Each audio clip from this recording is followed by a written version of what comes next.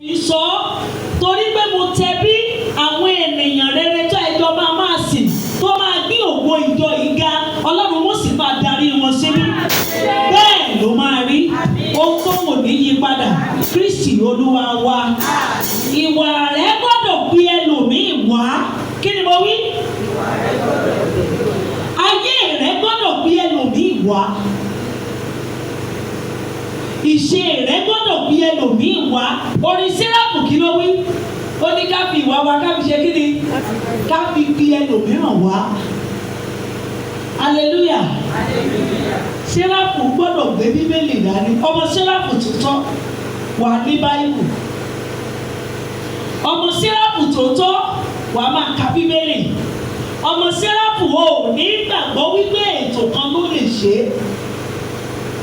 Hello?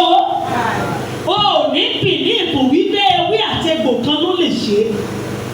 Láì dáwé dápò ni bàbá Mose fi dálẹ̀ tó fi ń gbèrú sí. Tó o bá ti gbàdúrà, tó o bá ti kúnlẹ̀, bí ìgbàgbọ́ rẹ bá ti rọ̀ mọ́ ìkúnlẹ̀ yẹn, ayọ̀ ni fún ọ.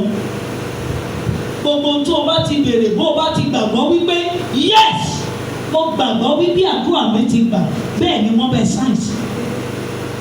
Hallelujah. Wọ́n ní kí ni o? Ìgbàgbọ́. Tọ́pìkì wa ìgbàgbọ́. Ẹ jẹ́ ká máa lọ sínú ìwé Hebrew yẹn. Hebrew 11 orí kìíní kí ló wí? Fast reader.